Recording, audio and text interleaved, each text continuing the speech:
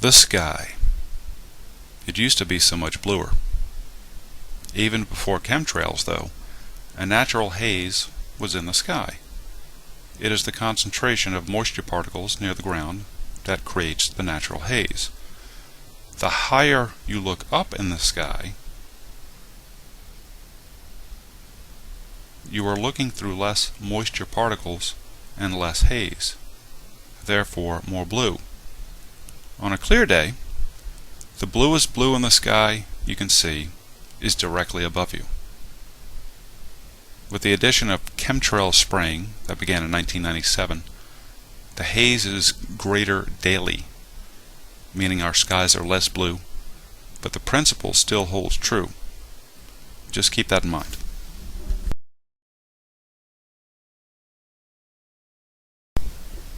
Back to cloaking. From what I understand, there are several ways to achieve it, or maybe 10 or 1,000, if this is my take. One way is to bend light. The Philadelphia experiment, 1943. Have you heard of it? Well, apparently they bent light and also, inadvertently, time, using Tesla coils.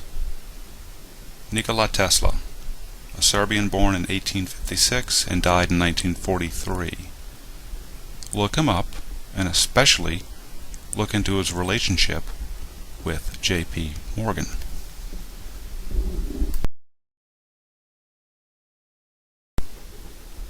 Electrochromatic paneling. Imagine a very large, high-res computer monitor in the sky, directly above you. On the back side of the monitor is a camera, which is recording what you see behind the monitor if it were not there. The image is projected onto the monitor screen facing you, making you visually believe that there is nothing there. That works in the optimal light situations. This 1990s technology can now be purchased with a Mercedes-Benz or even homemade, as a YouTube search will show.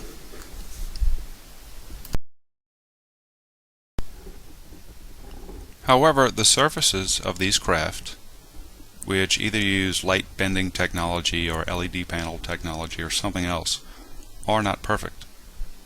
Your eye will tell you that there is something wrong with the picture, but you are not yet sure what it is.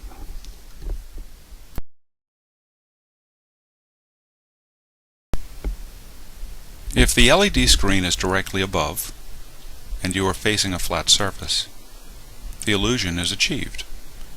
However, once you start viewing the surface from an increasing angle, the illusion starts to dissolve. The non-perpendicular viewing and the craft's edges cannot portray the illusion 360 degrees to accommodate for every lighting situation, just most situations. This is one way to find them. Against the sky's background, the intensified sky haze, the barium and strontium soup, they appear slightly darker than what is behind them. Clear air would not darken the horizon's haze to the point of becoming darker. The illusion begins to break down.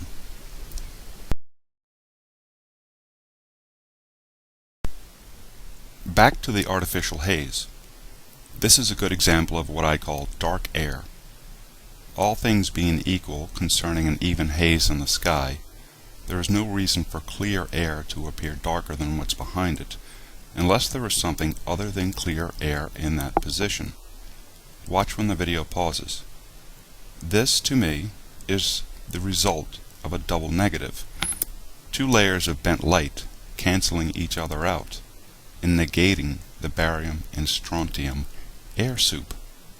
The result is seeing the actual color of the sky, minus the metallic haze. I have this anomaly in almost all of my videos. And then there is the plain photographic evidence of its artifacts it leaves in the sky. The turbines, or the thrusters, are truly the most evident to me now. The larger ships, after the saturation is enhanced, show up as a light grayish green.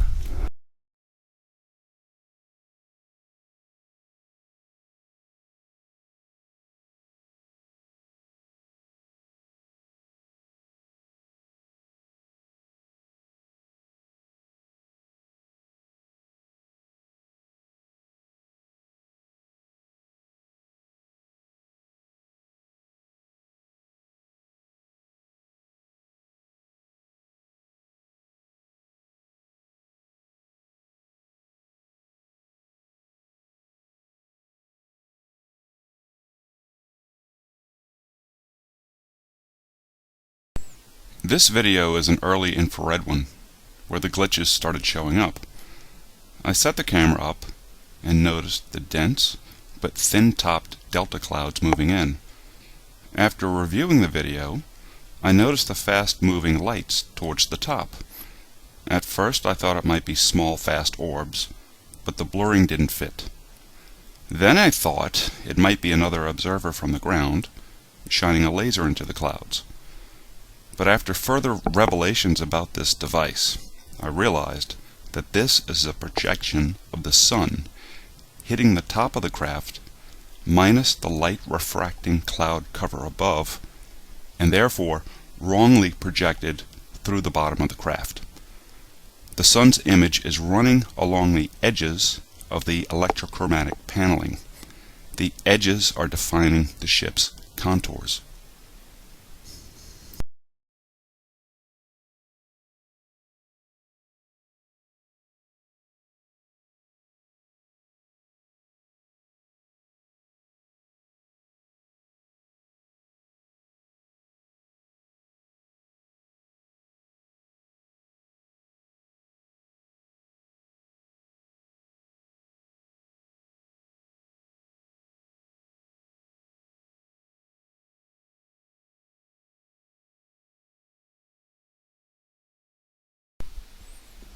And then, at other times, clouds appear as light-filled windows, allowing a view straight through them.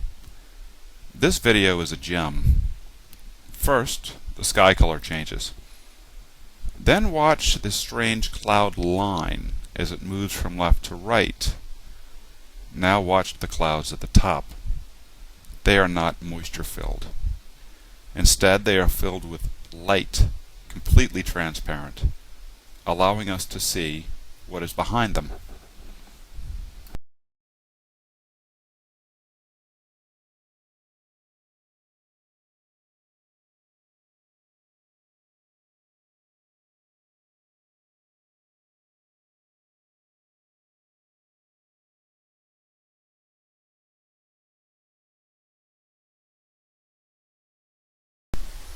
Camera problems. I've had many camera anomalies happen over the last year. A DSLR that captures only solid white images for frames at a time. Video cameras going blurry every 7 seconds. But the best video glitch I find are these. When the large craft appear overhead and fly between the sun and the camera sensor, strange things happen. The video is distorted. Why?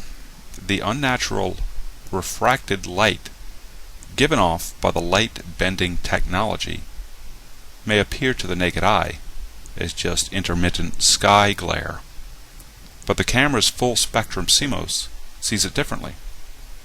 I've had this happen many times.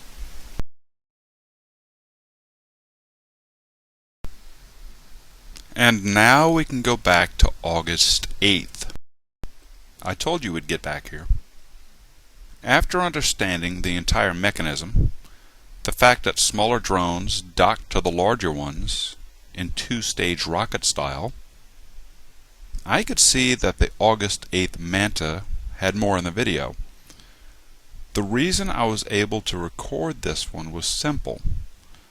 The larger craft above it, which it is attached to, engaged its rear thrusters and emitted material. Just enough material to foul the air and ruin the cloaking. That allowed me to trace out similar shapes to come to this conclusion.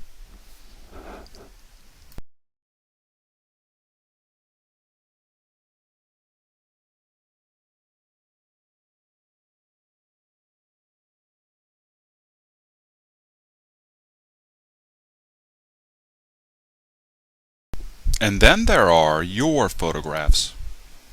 I've seen countless photographs taken in many different spots around the globe that exhibit these glitches. If you photograph chemtrails, you probably have these simulated examples.